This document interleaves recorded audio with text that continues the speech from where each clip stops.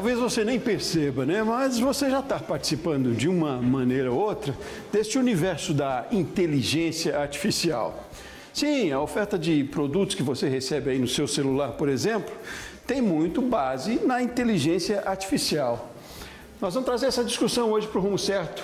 Vamos focar no marketing digital. O quanto esse universo da inteligência artificial e das mudanças na tecnologia tem interferido e tem feito com que o marketing digital se adapte aí no mercado. E aí, para falar sobre isso, eu recebo um especialista no assunto. Está aqui comigo, João Silva. João é CEO da Aduela Ventures. E tem muita informação para a gente também, é um palestrante, é um consultor, né, João? Seja muito bem-vindo, está falando com a gente lá de São Luís do Maranhão. Prazer ter você aqui conosco. Satisfação, prazer é meu. Muito feliz de estar aqui com vocês. Ótimo, que bom. João, queria conhecer um pouquinho da sua trajetória, sua expertise aí no marketing e do trabalho que você desenvolve na Aduela. O que é a Aduela? Para depois a gente então dar sequência na nossa conversa. Legal, vamos lá. Palestrante, consultor, mas eu acho que principalmente empreendedor, né? Eu comecei minha carreira com consultoria em planejamento estratégico ainda em 2005, e aí por volta de 2007 a gente começou a trabalhar com marketing digital. Então veja você que a gente fazia marketing digital a partir de São Luís do Maranhão, fazendo ação ainda no Flogão e no Orkut, entre outras plataformas, só para vocês terem uma noção do tempo que faz, né? Então a gente acompanhou esse nascimento e essa evolução de uma das bases do marketing digital, que é o termo social media, né? Que é bem difundido hoje. Na sequência, naturalmente, eu comecei a trabalhar com tecnologia, desenvolvi as minhas primeiras startups, comecei a trabalhar com inovação, desenvolvendo ecossistemas de inovação aí no Brasil afora, e aí, pouco mais de um ano, topei um desafio novo, que eu sempre quis trabalhar, que é a parte de venture, né? Que é essa parte de empresas que trabalham construindo empresas. Aí eu topei o desafio da Aduela Ventures, que é uma venture builder, né? É uma empresa que constrói empresas, entra como parceiro estratégico, e a gente vem junto da FCJ, que é a maior rede da América Latina de venture builder, em conjunto com o Grupo Mirante, aqui do Maranhão, um grupo de comunicação de mais de 60 anos, buscando e desenvolvendo startups, que são empresas de base tecnológica, com foco em inovação, tendo o olhar muito voltado na nossa tese para startups de comunicação, entretenimento e marketing, né? E tudo isso pautado nessa revolução que começou um tempinho atrás, que a gente vai falar muito bem sobre ela hoje. Yeah.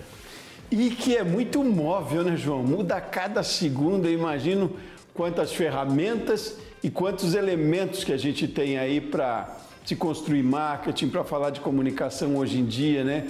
E isso ao mesmo tempo em que a gente tem muita disponibilidade, tem muito desafio, né? Para ser assertivo, né? Comunicação não é tão simples não, né, João? Qual é a máxima de hoje em dia quando a gente fala de marketing, trazendo aí para o digital? Qual é a máxima, eu digo, em termos de eficiência mesmo? O que precisa preconizar no marketing bem assertivo? Imagino que tenha muitos elementos, mas para a gente instigar e começar a conversa aqui. Em linhas gerais, eu posso fazer até uma afirmação um tanto quanto polêmica, que é a mídia de massa, como a gente conhecia, ela morreu. Né? Então, aquela mídia que aquela comunicação que eu fazia uma só e atingia todo mundo, já não funciona mais. A gente cada vez mais, inclusive a partir da maneira diferente que a gente começou a usar a internet, a gente tem uma mudança constante na maneira como todo mundo consome qualquer coisa. Né? A gente começou a ter muito mais acesso à informação, começou a entender que quanto mais soluções são desenvolvidas de acordo com a nossa particularidade, mais a gente vai se conectar. E aí hoje a gente tem jeito a internet, as redes sociais, as plataformas móveis, com uma avalanche de conteúdo, com uma avalanche de informação, e o que for genérico passa batido. Né? Então, e aí fazendo esse paralelo, né?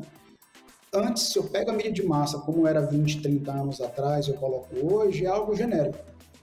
E não tem mais adesão, não tem mais engajamento. Hoje a gente vive a era da dispersão contínua. né? Então, eu preciso cada vez mais entender realmente quem é meu público, como ele realmente vive, como ele realmente funciona, quais são, de fato, as motivações dele, o que faz com que ele se conecte com uma comunicação, com uma informação e trabalhar a partir daí. Grande desafio, volume diferenciado, volume de conteúdo que chega no nível de personalização que nunca chegou antes. E aí, como é que se produz tanto conteúdo de um jeito tão personalizado para tanta gente que pensa diferente, mas no fim do dia precisa consumir, e aí se precisa consumir muito sobre o olhar da empresa que está comunicando? Como é que se faz isso? E aí entra a tecnologia, né? E aí entra o que você começou falando sobre inteligência artificial e alguns pressupostos da inteligência artificial.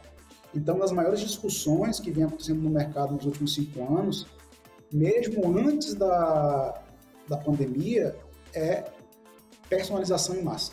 Como é que se faz isso, né? Então, eu acho que esse é um ponto super importante de se falar aqui.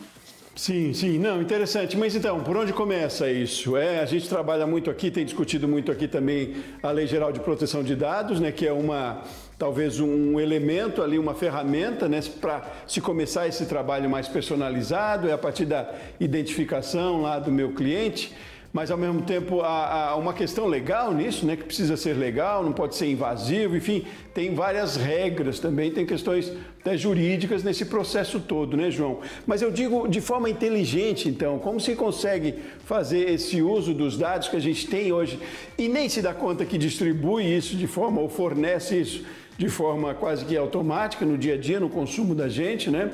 E que, por um lado, é muito bom também, diga-se de passagem, porque me direciona, eu, enquanto consumidor, para um produto que eu tenha mais preferência, enfim, é outra questão, mas eu digo onde é que está a sensibilidade, talvez até o bom senso, na eficiência desse uso dos dados, nessa abordagem do consumidor, porque ao mesmo tempo que as redes sociais, por exemplo, estou trazendo aqui a ferramenta da rede social, mas qualquer outra mídia que seja, ao mesmo tempo que facilita muito esse acesso, ele precisa ser muito profissionalizado, né, João? Precisa tem um tom aí de sensibilidade nesse processo, tem não?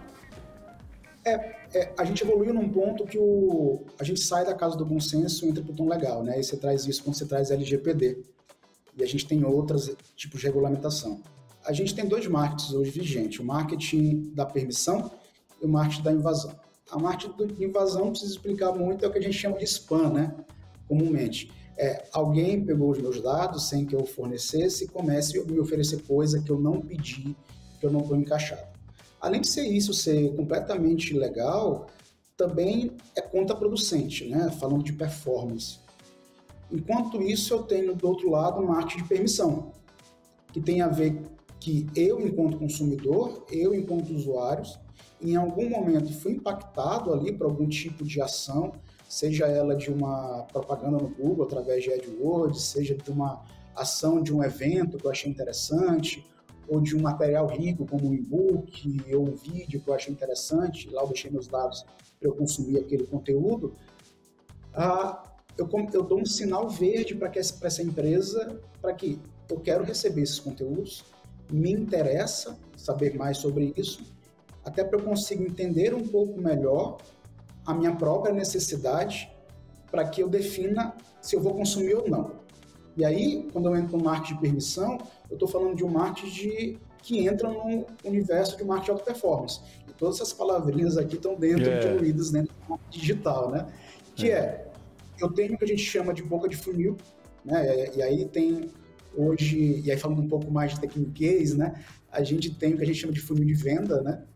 E aí esse funil de venda hoje ele olha tanto para as ações que são inbound, ou seja, a gente é um processo mais reativo, ou seja, eu tenho já aquela pessoa que tem interesse naquele meu tema, naquele meu conteúdo, aquele interesse naquele conteúdo pode virar um interesse no produto e no serviço, que pode virar um interesse no consumo, numa efetivação de compra.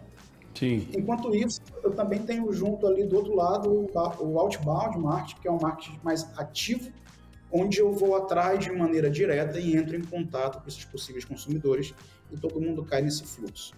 O que é importante nesse sentido é entender que qual tipo de de conteúdo, qual tipo de ação faz mais sentido para cada uma dessas etapas, né?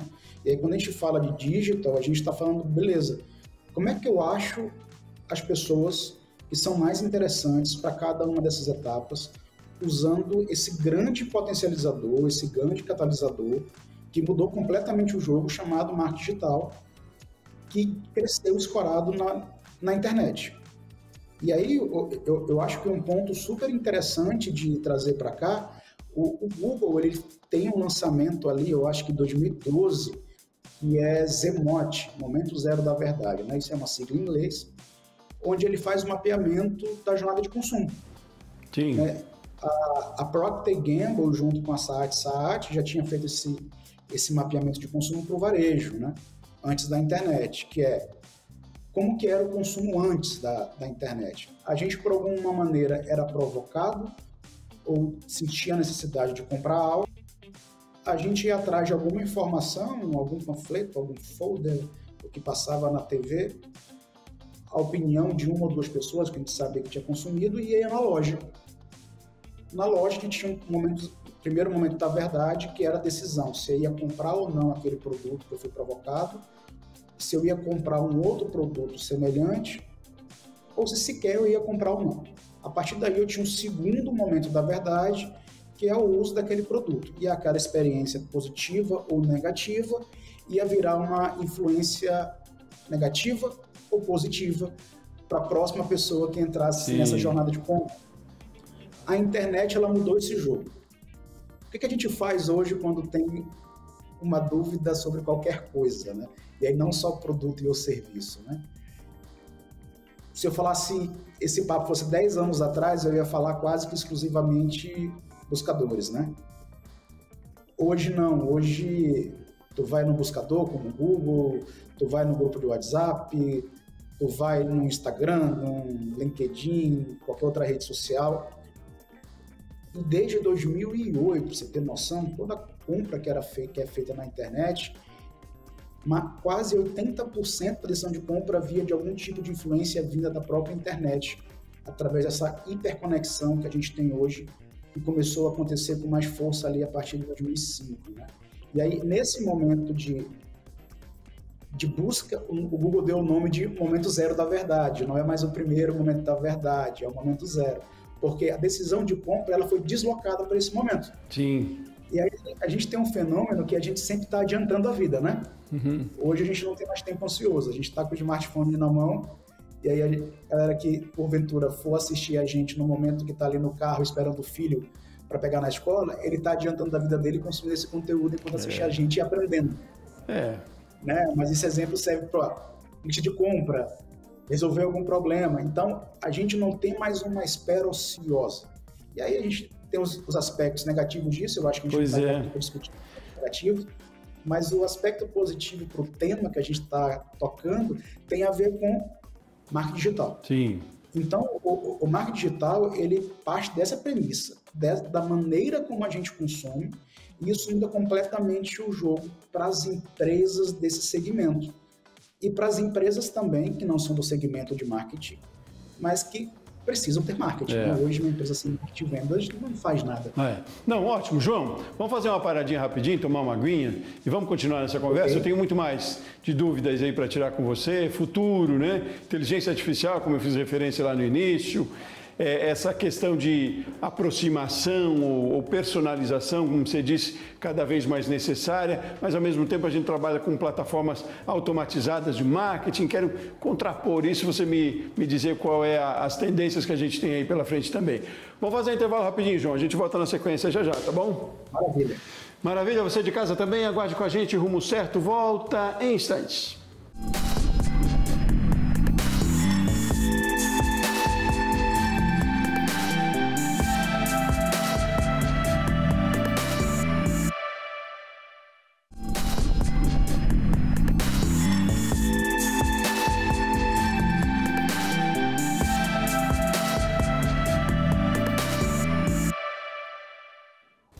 De volta com o Rumo Certo, hoje nós estamos falando das adaptações, eu diria, do marketing e especificamente marketing digital com tanta mudança de tecnologia.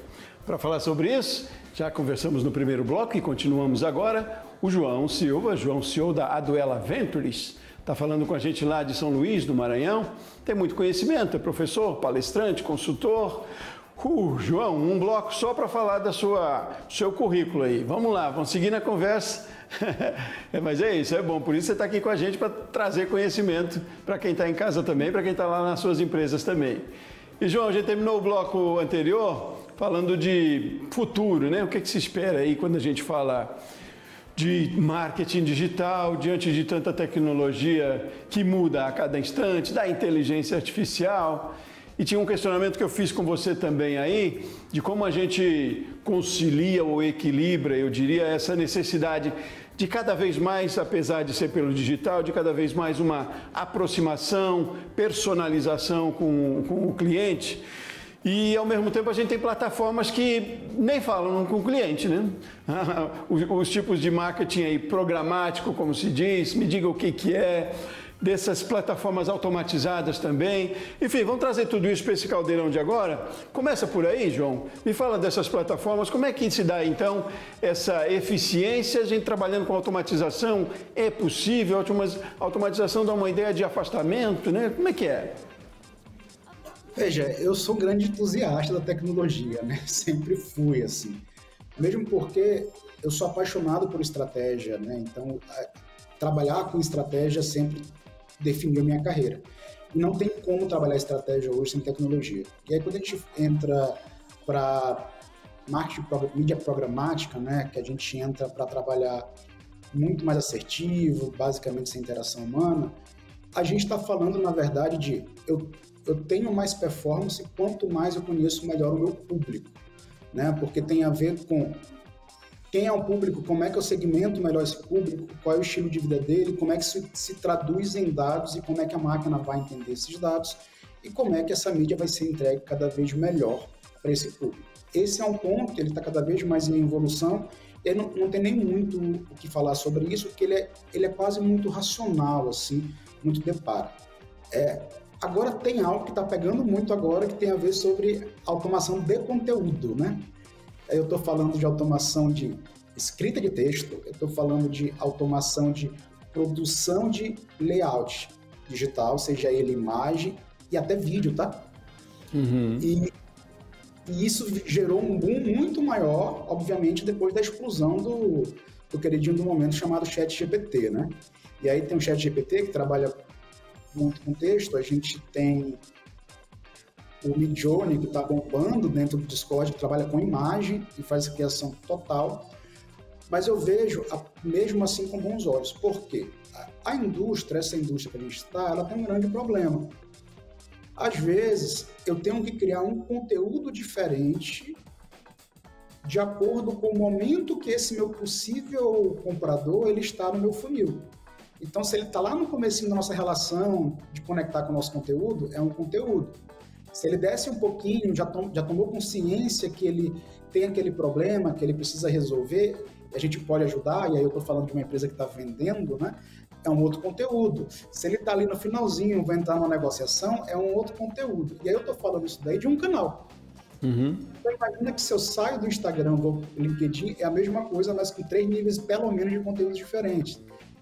Eu vou para um Twitter, outro nível de conteúdo diferente.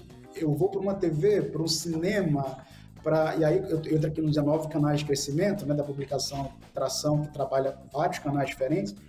Imagina cada uma delas eu tendo que trabalhar níveis diferentes de conteúdo, com formatos diferentes de conteúdo. E aí, quando eu falo formatos, eu não estou nem falando de texto e imagem, tá? Eu estou falando de fato de abordagem.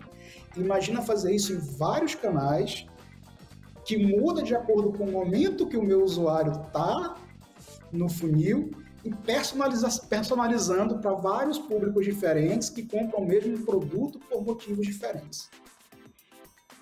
E aí é o desafio, né? Esse é um desafio muito grande. E veja, aí entra a tecnologia, né?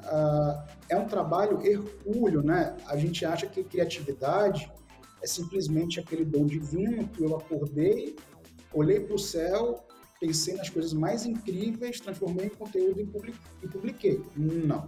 Quando a gente fala de criatividade, quando eu trago criatividade dentro do espectro de produção de conteúdo, existe um trabalho hercúleo de entender muito bem o cenário inicial, entender muito bem quem vai comunicar, entender muito bem para quem se vai comunicar, entender muito bem qual tipo de abordagem na produção de conteúdo atinge com quem a gente vai se comunicar, a partir daí definir coisas específicas de acordo com o público e só daí ir para o início da produção do conteúdo e depois disso fazer alguns testes e finalizar esse conteúdo.